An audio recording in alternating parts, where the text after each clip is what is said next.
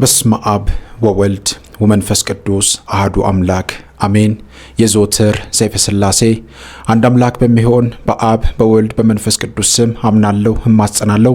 የዓለም ገዢ ስሉስ ቅዱስ ሆይ በወዳጃችሁ በአብርሃም ቤት እንደገባችሁ ከእናንተ ዘንድ የሚሰጠውን ሰማዕትነት አክሊል እቀዳጅ ዘንድ ተድላ ደስታ ካለበት ገነት አግቡኝ።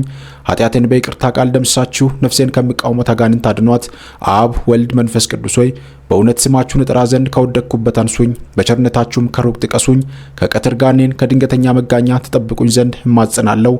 አብ ወልድ መንፈስ ቅዱስ ሆይ የምስጋና ፍሬ እንዳፈራና ከአንደበቴም የጸሎት እሸት አበረክትላችሁ ዘንድ በልቦና እርሻ ላይ መልካሙን ፍሬ ትዘሩ ዘንድ እማጸናለሁ። አብ ወልድ መንፈስ ቅዱስ ሆይ ኃያሉ ስማችሁ የሚጋፉኝን ይገፋችሁ ዘንድ የሚቃወሙኝንም እንዲቃወማቸው ፈርዖንን በነቢዩ በሙሴ ምክንያት እንዳሰጠመው ያሰጥማችሁ ዘንድ በእናንተ እማጸናለሁ። አብ ወልድ መንፈስ ቅዱስ ሆይ በአርያም ባለው ጽራ መንግስታችሁ እማጸናለሁ። ስለ ዕዝራና ሄኖክም ሲባል ገነትን ስለጎበኛችሁ እኔን ባሪያችሁንም በቸርነታችሁ ጎብኙኝ። አብ ወልድ መንፈስ ቅዱስ ሆይ በስማችሁ ብዙ ታምራትን ያደረገና ኮከበ ክብር የተባለ የሰማዕታት አለቃ በሚሆን በኃያሉ በቅዱስ ጊዮርጊስ ላይ ለመፍረድ በሊዳ ሀገር የተሰበሰቡትን 70 ነገስታትን ደምስሰው እንዳጠፏቸው የኔንም ጠላቶች ይደምሰሱልኝ ዘንድ በእማጸናለሁ። ጠላቶች የሆኑ ሁሉ በመለኮታዊ ሰይፍ ይጨፍጨፉ። ነበልባሉ በሚሆን ቃላችሁ ስልጣናችሁ እንደዱ ይቃጠሉ። በሲኦል ጨለማ አዘቅት ውስጥ ይስቀጡ ወይም ይስጠሙ። ሐዘን ካላችሁ አይራቅ፣ ትካዜም ከልባችሁ አይጥፋ። ጠላቶቼ እኔ ከምድር ገጽ ላይ እንዲጠፋ በፈለጉ ጊዜ እነሱን ራሳቸውን እንደ ቃየልና ይሁዳ በዱርና በበረሃ በታትኖች ሆነው ሲቅበዘበዙ ይኑሩ። አዳምና ሔዋን ከገነት መውጣታቸው እንዳለቀሱ ጠላቶችም የጨርቅ መቀነቻ አስታጥቋቸውና ሲያለቅሱ ይኑሩ። በእኔም ላይ ጥፋትን እንዳመጡብኝ ጥልቅ በሆነ በእሳት ባሕር አስጥሟቸው። አሁንም እንሆ ጠላቶቼ በእሾህና መኬላ በታታ ወጥመድ ውስጥ ይግቡ። ልዩ ሦስት አብ ወልድ መንፈስ ቅዱስ ሆይ ለእኔ ለባሪያችሁ ፍጹም ይቅርታን ታደርጉልኝ ዘንድ እማልዳለሁ። ጠላቶቼ ግን በፊታችሁ ከፍርሃት በስተቀር በፍጹም ደስታን ያገኙ። ወንጀለኞች እንደሚታሰሩ እጅ እግራቸውን በእሳት ሰንሰለት ተሰሯቸው እንጂ። ዳግመኛ ቀድሞ አዳም በከነ ልጆቹ በሲኦል ጨለማ እንደተከበበ እነሱንም የመከራ ጨለማ ይክበባቸው። ጠላቶችን በውሾች ማደር አሳድሯቸው። የምታስፈራውን ያችን የእሳት ባሕር አታሻግሯቸው። በእሳት ቀስት ፍላጻ ንደፏቸው። ልዩ ልዩ ደዌና መቅሰፍት ይታዘዝባቸው። የምህረት ዝናብ ጠላ ይውረድላቸው። የሕይወት ቃላት መልሱላቸው። ልዩ ሦስት አብ ወልድ መንፈስ ቅዱስ ሆይ ጽንዕት በሆነች መለኮታዊት እጃችሁ ትባርኩኝና መላእክትም ሁሉ በክንፋቸው በእኔ ላይ ይረቡ ዘንድ እማጸናለሁ። ነፍሴ ወይም ሰውነትህ በእናንተ ዘንድ የተጠማች እንዳትሆን ከአራቱም አፍላጋት በሚፈስ ውሃ አርኳት አጠጧት። ነፍሴ ወይም ሰውነትህ በፊታችሁ የተራበች ሆና እንዳትገኝ የሕይወት ህብስት መግቧት። የነፍስና የሥጋ ገዢ አብ ወልድ መንፈስ ቅዱስ ሆይ የምስጋና ፍሬ አቀርብላችሁ ዘንድ ጾምና ጸሎት ወዳድ እንድታደርጉኝ እማጸናለሁ። ከነቢያትና ከሐዋርያት ጋር መኖሪያን በገነት አድርጉልኝ። ከዕለት አኬት ከዘመን መንሱ ተሰውሩኝ። እኔ በደለኛ የሚሆን ልጃችሁን አገልጋያችሁን ከድንገተኛ ሞት ድን ዘንድ ልዩ ሦስት በሚሆን ስማችሁ እማጸናለሁ። ነፍሴንና ሥጋዬንም አደራ አስጠብቃለሁ። በዚያም ጊዜ ምሕረት ይደረግልኝ ዘንድ አሜን። ዳግመኛም በሁሉ ላይ ሥልጣን ባለው በእግዚአብሔር አብ ስም ዕውቀትን በሚገልጽ በልጁ በኢየሱስ ክርስቶስና ያዘኑትን የሚያረጋጋ እውነተኛ አዳኝ በሚሆን በመንፈስ ቅዱስ ስም እማጸናለሁ። በአካል ሦስት ሲሆን በመለኮትን አንድ አምላክ በሚሆን እማጸናለሁ። በየጊዜውና በየሰዓቱ እንግዳ ለሚሆነውና ለማይጠገበው በአብ በወልድ በመንፈስ ቅዱስ ፍቅር እማጸናለሁ። በማይጠፋ በማያረጅና በማያልፍ በአብ በወልድ በመንፈስ ቅዱስ አኗር እማጸናለሁ። ተነግሮ በማያልቅ በአብ በወልድ በመንፈስ ቅዱስ የጌትነት ምስጋና እማጸናለሁ። ዓለሙን ሁሉ ላይ ኩም ብሎ በአንዲት ቃል በፈጠረ በአብ በወልድ በመንፈስ ቅዱስ አምላካዊት በማጸናለሁ። በግልጽና በስውር ያለውን ዓለም በሙሉ ባጽና በአብና በወልድ በመንፈስ ቅዱስ አምላካዊ ኃይል እማጸናለሁ። ለመግደልና ለማዳን በሚችል በአብና በወልድ በመንፈስ ቅዱስ አምላካዊ ፍርድ እማጸናለሁ። ከምድረ ገጽ ጸብን ክርክርን በሚሽር በሚያጠፋና በሚደመስስ በአብ በወልድ በመንፈስ ቅዱስ አምላካዊ ቃል እማጸናለሁ። በሚያድህይና በሚያበለጽግ በአብ በወልድ በመንፈስ ቅዱስ አምላካዊ መንግስት ወይም ስልጣን እማጸናለሁ። እጅግ የሚያስፈራና ነፍስና ስጋን በሚያስደነግጥ በአብ በወልድ በመንፈስ ቅዱስ ግርማ እማጸናለሁ። ከአፉ በሚወጣ የእሳት ሰይፍ የጠላትን ወጥመድ አሽክላ የሚቆራርጥ በመለኮት አብ ወልድ መንፈስ ቅዱስ እማጸናለሁ። አሌፉ ቤት ጋሜል ዳሌጥ ሄ ዋው ዛይ ሄት ጤት ዮድ ካፍ ላሜድ ሜም ኑን ሳምኬት ኤ ፌ ጻዴ ቆፍ ሬስ ሳን ታው በሚባሉ በአብ በወልድ በመንፈስ ቅዱስ ስም እያመንኩ አቤቱ አምላኬ ሆይ ልመና ወደ አንተ ትቀርብ ዘንድ እማጸናለሁ። የመምጣቱ ዜና በነቢያት አንደበት በተነገረና ከቅድስት ድንግል ማርያም በቤተልሔም በተወለደ ጌታ እማጸናለሁ። ዳግመኛም በማየ ዮርዳኖስ በተጠመቀውና የጌትነቱ ክብር በደብረ ታቦር በተገለጸው አምላክ እማጸናለሁ። ሀገሩ ኢየሩሳሌም ሰማያዊት ተብላ በምትጠራውና ማደሪያውን በአርያም መሰወሪያውን እሳት መጋረጃ ባደረገ በጌታችንና በመድኃኒታችን በኢየሱስ ክርስቶስ እማጸናለሁ። በለበሰው ሥጋ በተሰቀለበት መካነ ስቅለቱ በቀራንዮ በመካነ መቃብሩ በጎልጎታ ከሙታን ተለይቶ በሦስተኛው ቀን በመነሳቱ በ40ኛው ቀን ወደ ሰማይ በማረጉና ይህን ዓለም ለማሳለፍ ዳግመኛ መምጣቱን ማስጸናለሁ። ለአዳምና ለልጆቹ ለዘሩም ሁሉ መድኃኒት ይሆን ዘንድ ከሰማይ በወረደ በቅዱስ ሥጋውና በክቡር ደሙ ማስጸናለሁ። በዚህ ሁሉ በተጠሩትና ባልተጠሩት አምላካዊና መማፀኛ ስሞች እናንተ ርኩሳን አጋንንት እኩያንና መሰሪያን ሰብአዊ ፍጥረቶች ሁሉ በየጊዜውና በየሰዓቱ የእግዚአብሔር አገልጋዩ ከሚሆን ከኔ ዘንድ እንዳትቀርቡ የተወገዛችሁ ሁኑ እስከ ዘላለሙ ድረስ አሜን። የአምላካችን የጌታችንና የመድኃኒታችን የኢየሱስ ክርስቶስ አባት እግዚአብሔር አብ ይክበር ይመስገን አሜን። ተቀዳሚ ተከታይ የሌለው የአብ የባህሪ አንድ ልጁ የሚሆን እግዚአብሔር ወልድ ይክበር ይመስገን አሜን። የአብና የወልድ የባህሪ ሕይወታቸው የሚሆን እግዚአብሔር መንፈስ ቅዱስ ይክበር ይመስገን አሜን። አብ የባህሪ አምላክ ነው። የጌትነቱም ዙፋን ከወልድ ከመንፈስ ቅዱስ ጋር ትክክል ነው። ወልድ የባህሪ አምላክ ነው። የጌትነቱም ዙፋን ከአብ ከመንፈስ ቅዱስ ጋር ትክክል ነው። መንፈስ ቅዱስም የባህሪ አምላክ ነው። የጌትነቱ ዙፋንም ከአብ ከወልድ ጋር ትክክል ነው። እንግዲህ በአንድ የጌትነት ዙፋን ላይ የአካል ሶስትነትና የመለኮት አንድነት እንዳለ እናምናለን። ለማይጠቃለል ለሥላሴ አንድነት ምስጋና ይገባል። ለማይከፋፈል ለሥላሴ ሶስትነት ምስጋና ይገባል። የዘሩነት ባህሪ ለሌለው ለሥላሴ ሐሳብ ምስጋና ይገባል። ለማይመረመር ለሥላሴ አኗር ምስጋና ይገባል። ሰማይና ምድር ለማይወስኑት ለአካለ ሥላሴ ምስጋና ይገባል። ተመራምሮ ለማይደርስበት ለሥላሴ ቅድምና ምስጋና ይገባል። ህልፈት ውላጤ ለሌለበት ለሥላሴ መንግስት ምስጋና ይገባል። ልዩ ተጨማሪ ስም ለማያስፈልገው ለሥላሴ ስም ምስጋና ይገባል። ከፍጹም ሶስትነት ወደ አራተኝነት ከፍ ለማይል ፍጹም የስም ሶስትነት ምስጋና ይገባል። ከፍጹም የገጽ ሶስትነት ወደ ሁለተኛነት ገጽ ዝቅ ለማይል የገጽ ሶስትነት ምስጋና ይገባል። ለማይወሰን ለሥላሴ ቸርነት ምስጋና ይገባል። ልዩ ሶስት ለሚሆኑ ለአብ ለወልድ ለመንፈስ ቅዱስ ምስጋና ይገባል። በልዩ የነድ እሳት ነጸብራቅ ለተከበበችና ሁሉ በሁሉ ሙሉ ለሆነች ሥላሴነት ምስጋና ይገባል። ዛሬም ዘውትርም ለዘላለሙ አሜን። የሐሙስ ሰይፈ ሥላሴ አንድ አምላክ በሚሆን በአብ በወልድ በመንፈስ ቅዱስ ስም አምናለሁ። በእውነት ልዩ በሆነ ስጦታ ስለተሰጠኝ ጸጋና ቁጥር የሌለውን ቸርነቱንና በረከቱን በእኔ ላይ ላበዛ ለእግዚአብሔር ምስጋና አቀርባለሁ። አቤቱ እምነቴ በአንተ ላይ ነው። አቤቱ ጠብቀኝ እንጂ አትጣለኝ፣ አንተን ተስፋ የሚያደርጉትን ሁሉ አትጥላቸውምና። አቤቱ ደካማነቴንና ውርደቴን ተመልክተ በደሌንና ኃጢአቴን ይቅር በል። አቤቱ ፍቃድን ይፈጽም ዘንድ በቀናሽ ጎዳና ምራኝ፣ ፍላጎትንም አሟላልኝ። አቤቱ ከጠላቶቼና በእኔም ለተንኮል ከሚያስቡ ሁሉ አድነኝ። ሰይጣንና ሰራዊቱንም ሁሉ ከኔ አርቅ። አቤቱ ፍጹም ንስሐን ስጠኝ፣ ኃጢአትንም አስተሰርይልኝ። ዳግም በምትመጣበት ጊዜ ይቅር በለኝ። በጎ ነገር ካልሰሩ በስተቀር የሰራዊት ብዛት ወይም ገንዘብና ልጅ እንደማይጠቅሙ አውቃለሁና። አቤቱ በችግር ጊዜ ፈጥነህ አድነኝ። የአብርሃምና የልጆቹንም በረከት በኔ ላይ አሳድር። አቤቱ በመዓልትና በሌሊት በጠዋትና በማታ ከዕለታት የተሰውረኝ፣ ከአመፀኛና ከተንኮለኛም ሰው አድነኝ። አቤቱ ልቦናን ከክፉ ሐሳብ ንጹሕ አድርግልኝና በቅድስት ጥምቀትህ ከተጠመቁ ወዳጆች ጻድቃን ጋር አንድ አድርገኝ።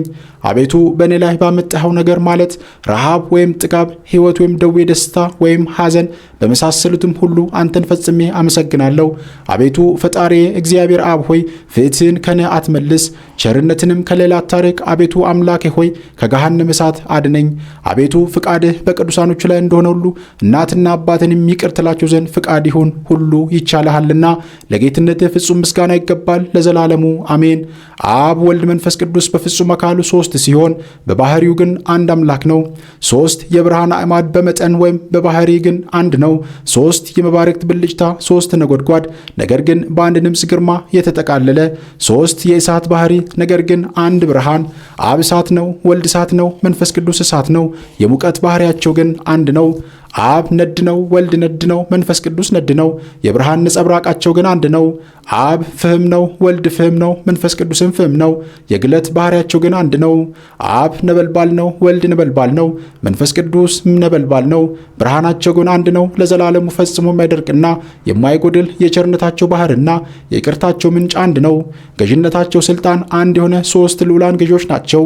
የትእዛዛቸው ባህሪ አንድ የሆነ ሶስት ጌቶች ናቸው።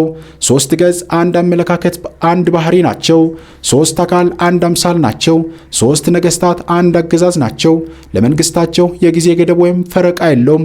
ስልጣናቸውና የጌትነታቸው ክብር አንድ ነው እንጂ። እነሆ በዚህ አብ በሚከብርበት ገንዘብ ወልድ ይከብራል፣ መንፈስ ቅዱስም ይከብራል። ወልድ በሚከብርበት ገንዘብ አብ ይከብራል፣ መንፈስ ቅዱስም ይከብራል። እንዲሁም መንፈስ ቅዱስም በሚከብርበት ገንዘብ አብ ይከብራል፣ ወልድም ይከብራል። በቅዱስ መጽሐፍ ወልድን የሚያከብሩት ሁሉ እንዲሁ አብን ያከብሩታል። ወልድን የማያከብረው ግን የላከው አብን አላከብረውም ተብሎ ተጽፏልና።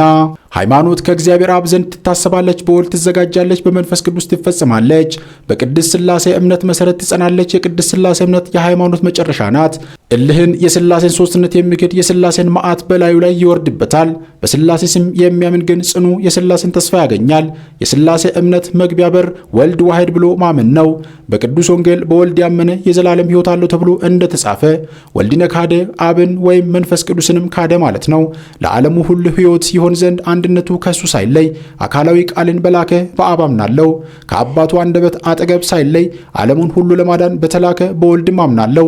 ዓለምን በመላ ይቀድሳት ዘንድ ከአብ በወጣ ከወልድ በተገኘ መንፈስ ቅዱስም አምናለሁ። እነሆ እሱም ጰራቅሊጦስ የንጽሕናና የቅድስና መንፈስ ነው። ጰራቅሊጦስ የስጦታ ምንጭ ነው። ጰራቅሊጦስ ተቀድቶ የሚጠጣ የእውቀት መጠጥ ነው። ጰራቅሊጦስ እድፍን የሚያነጻ ውሃን የሚቀድስ ነው። ጰራቅሊጦስ የሃይማኖትን አልጫነት የሚያጣፍጥ የልቡና ጨው ነው። ጰራቅሊጦስ በጨለማ ላሉ የሚያብራ የይቅርታ ብርሃን ነው። ጰራቅሊጦስ በምስጢረ ቁርባን ላይ የሚረባ ጻዕዳ መለኮታዊ ርግብ ነው። ጰራቅሊጦስ የይሁዳ ኮረብቶች በጽዮን አዳራሽ የሚጠጡት የእሳት ጎርፍ ወይም ፈሳሽ ነው። ጰራቅሊጦስ ድንጋዮችን የሚያፈረካክስ የእሳት መዶሻ ነው። ጰራቅሊጦስ አሸናፊ ነው። ለሰማዕታት መመኪያ የተሰበሩትን የሚጠግን ነው። ጰራቅሊጦስ ፍጹም የከበረ የአብና የወልድ ባህሪ ሕይወት ነው። ጰራቅሊጦስ መጉደል ወይም መጨመር ሳይኖርበት በሕልውናው አምላክ ነው። ጰራቅሊጦስ እንደ አብና እንደ ወልድ በሰማይ ሰማያት በምድርም ሁሉ ላይ መንግስቱ የምላ ነው። ጰራቅሊጦስ የማይዳሰስ የእሳት ነበልባል ነው። ጰራቅሊጦስ የነፍስና የሥጋ ጽንዕ ነው።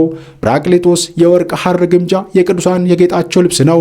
ጰራቅሊጦስ የጻድቃን ባለሟልነታቸው የራስ ወርቅ ነው። ጰራቅሊጦስ የምስራችን በመያዝ ከኢየሩሳሌም ወደ ፋርስ የተላከ ንስረ ትንቢት ነው። ጰራቅሊጦስ በጽዮን አደባባይ በቶማስ ላይ በቅዱሱ ነቢይ ፊት የበራ ነው። ጰራቅሊጦስ ሐዲስ ወንጌልን ያስተምር ዘንድ ጳውሎስን የጠቀሰ የሕይወት መብረቅ ነው። ጰራቅሊጦስ ሐዋርያትን የወይን ጠጅ ሳይጠጡ ያሰከረ ነው። ጰራቅሊጦስ ሐዋርያነትን በሀገሩ ሁሉ ቋንቋ ያናገረ ነው። ጰራቅሊጦስ ቅድስት ለምትሆን ሦስትነቱ እንሰግድ ዘንድ ያስተምረናል፣ ይመክረናል። ቅድመ ዓለም ለነበረ ፍጹም አንድነቱ ለሱ ስግደት ይገባል፣ ዛሬም ዘወትርም ለዘላለሙ አሜን። በነቢያት አንደበት የወልድን መምጣት መነገርና በአሸናፊው በእግዚአብሔር ቀኝ ባለ የጌትነቱ ዙፋን ሳይለይ ወደዚህ ዓለም መላኩን አምናለሁ። ያለ ዘርዓ ብእሲ በቅድስት ድንግል ማርያም ማኅፀን ማደሩንም አምናለሁ። ከላይ ሳይጎድል ማኅተመ ድንግልናዋ ሳይለወጥ በማይመረመር ድንቅ ምስጢር ወለደችው። ያለ መጨመር ወይም ያለ መጉደል ሥጋ ከመለኮት ጋር ፍጹም እንደተዋሃደ አምናለሁ።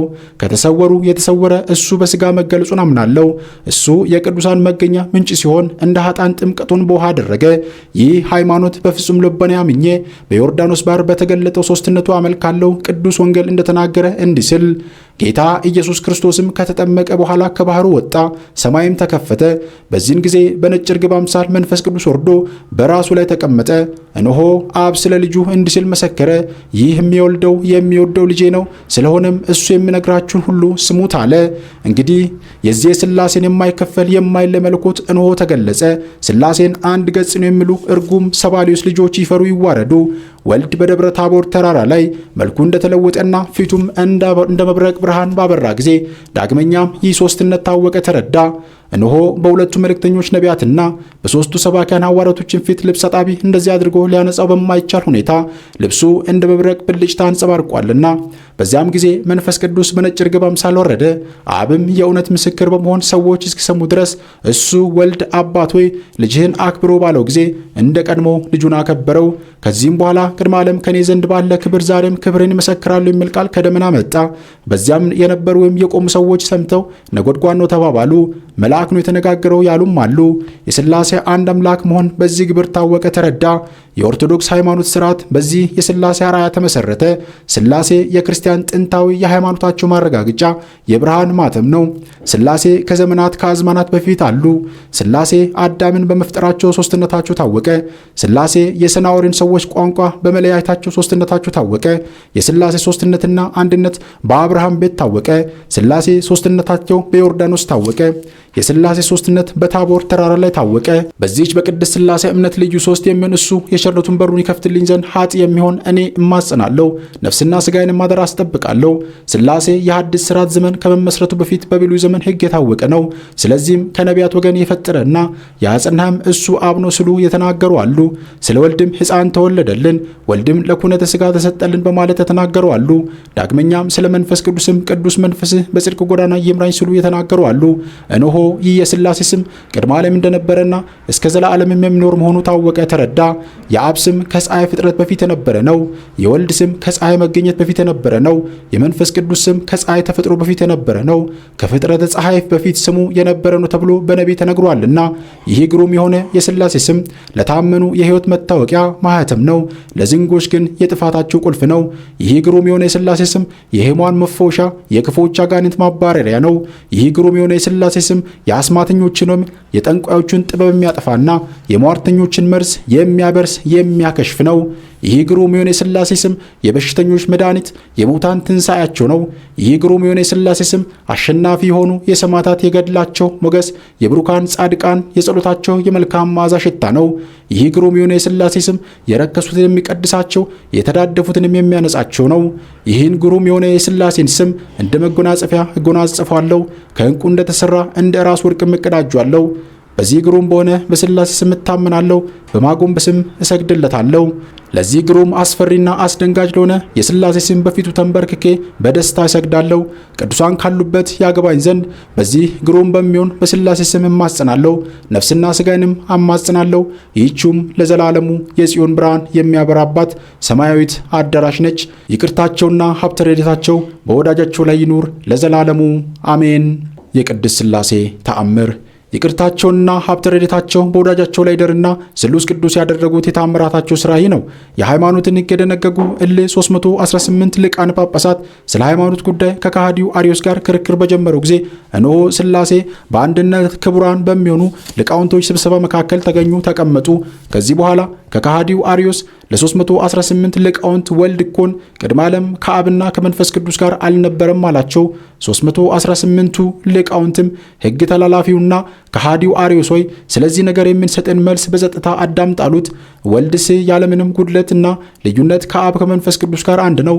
አብ በሕልውናው አምላክ ሲሆን በደላችንን ይቅር ይለን ዘንድ አንድ ልጁን ላከልን። ወልድም በሕልውናው አምላክ ሲሆን ስለኛ እንደ የዋህ በግ ተሰዋልን። ቅዱስ ሥጋውን ክቡር ደሙንም ሰጠን። ሥጋው የእውነት መብል ደሙም የሕይወት መጠጥ ነው። በእውነት አርዮስ እልህን ሊቃውንት ወንድሞቼ ሆይ ትሰሙኝ እንደሆነ ልንገራቸው አላቸው። ወልድን ከኛ የነሳው ሥጋ ሩቅ ብእሲ አደረገው፣ ከአብ ቀኝና ከመንፈስ ቅዱስ አንድነት ለይቶታልና። ይህም ከቅድስት ድንግል ማርያም የለበሰው ሥጋ ሐሞት አጠጥቶ ለሞት አደረሰው እንጂ ለሕይወት አልሆነውም። ከሞተም በኋላ ከአብና ከመንፈስ ቅዱስ ጋር ግንኙነት አላደረገም፣ ከእነሱ ጋር የመለኮት አንድነት የለውምና አላቸው።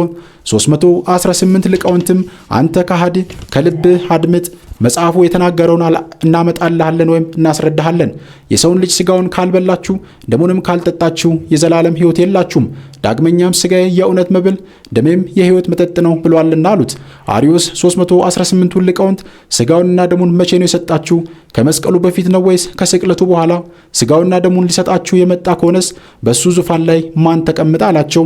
318ቱ ሊቃውንትም አርዮስ ሆይ ኤጲፋኖስ በመጽሐፉ ሐሙስ ማታ ለአርብ አጥቢያ ጌታ በወዳጁ በአልዓዛር ቤት ገብቶ ተቀምጦ በእራት ላይ ሳለ ለወንድሞቹ ለሐዋርያት ህብስቱን በሥጋው ወይኑን በደሙ ለውጦ ሰጣቸው ብሎ የተናገረውን አልሰማህምን አሉት።